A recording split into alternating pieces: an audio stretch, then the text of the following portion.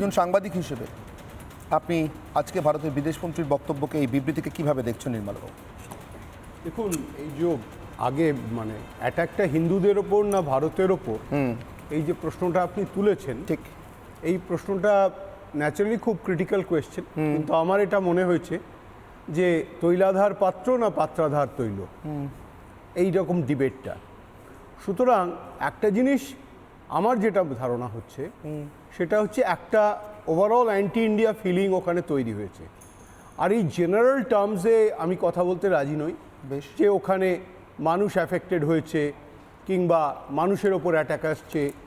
এটা কিন্তু মানে খুব সিম্পলভাবে জিনিসটাকে ওভার সিম্পলিফাই করা, এবং ওভার সিম্পলিফাই করার ফলে কি হয়, বহু জিনিস আমরা ডাইলিউট করে দিই।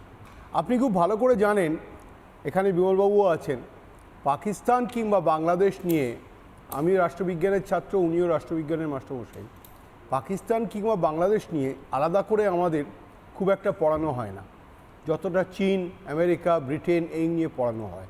পরে অবশ্য সিলেবাসে আরও অনেক কিছু যোগ হয়েছে। কিন্তু পাকিস্তান এবং বাংলাদেশ, আমি সবসময় বলে এসেছি, এই দুটো হলো পার্শিয়াল স্টেট ক্রিয়েটেড। সুতরাং যেগুলো পার্শিয়াল স্টেট, যেগুলো বিভিন্ন রকম নেগোসিয়েশনের মাধ্যমে, বিভিন্ন রকমের অ্যাট্রিশনের মাধ্যমে তৈরি হয়েছে, সেই দেশগুলোর কোনো ন্যাচারাল ইনভলভমেন্ট হয়নি, স্বাভাবিকভাবে তারা গড়ে ওঠেনি। এবং গড়ে না ওঠার ফলে সেখানে যে আপস অ্যান্ড ডাউনস যেগুলো থাকে, সেই আপস অ্যান্ড ডাউনসগুলো খুব রিমার্কেবল, খুব সিগনিফিকেন্ট হয়। যেমন বাংলাদেশে এখন হচ্ছে, বাংলাদেশে হিন্দুদের ওপর অ্যাটাক হচ্ছে কি ভারতীয়দের ওপর অ্যাটাক হচ্ছে, এই প্রশ্নটা তখনই আসতে পারত যদি হাসিনা ভারতবর্ষে না থাকতো।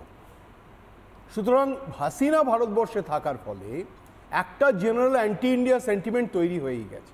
এবার আপনি যদি বলেন যে হাসিনাকে ওখান থেকে মানে ভারত হাসিনাকে জায়গা দিল না, আশ্রয় দিল না, যেমন ধরুন বাশার আল আসাদকে রাশিয়া আশ্রয় দিয়েছে, হামিদ কারজাইকে দেবেও বলে একটা ডিপ্লোমেসির কারণে পরে আলটিমেটলি হামিদ কারজাই আসেনি।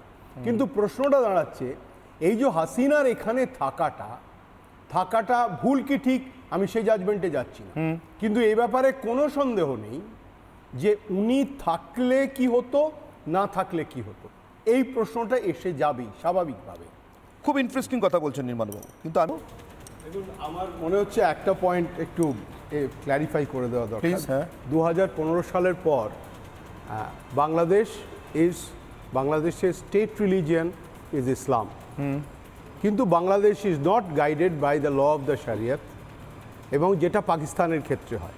পাকিস্তানে যেমন পরিষ্কার বলে দেওয়া আছে যে গভর্নর হোক, প্রেসিডেন্ট হোক, প্রাইম মিনিস্টার হোক, তাকে মুসলিম হতে হবে। বাংলাদেশ কিন্তু সেদিক থেকে একটা সেকুলার ফ্যাব্রিক রাখে, কিন্তু স্টেট রিলিজিয়ানটা ইসলাম হয়ে যাওয়ার ফলে যে প্রবলেমটা দেখা দিয়েছে সেটা হচ্ছে যে কোনো হোক প্রিডমিনেন্স অফ ইসলামকে সেখানে রাখতে হবে, এইটা ওখানকার সংখ্যাগরিষ্ঠ যারা মানুষ তারা সেটা চাইছে। এই স্টেট রিলিজিয়ান ইসলাম কেন হয়েছিল তা আপনি জানেন, ওটা নিয়ে আলোচনা করার দরকার নেই। কিন্তু যেটা সবথেকে বড় কথা সাংবাদিক হিসেবে আমার মনে হয়েছে, যে অ্যান্টি ইন্ডিয়া সেন্টিমেন্টটা বাংলাদেশ অ্যাফোর্ড করতে পারবে না অ্যান্টি হিন্দু সেন্টিমেন্টটা বাংলাদেশ অ্যাফোর্ড করতে পারবে। এক্স্যাক্টলি, এটা আমার কাছে এটাই পার্টিনেন্ট কোয়েশ্চেন। আজকে জয়শঙ্কর এইটাকেই ঘুরিয়ে বলেছেন। উনি কিন্তু বহু ইস্যুজ এনেছেন, সেই ইস্যুর মধ্যে চায়নাটা বাদ দিলে বেশিরভাগটাই ইসলামিক কান্ট্রিগুলো নিয়ে, গাজা, ইসরায়েল, তারপরে আপনার সিরিয়া, এগুলো সমস্ত আজকে এসছে পার্লামেন্টে।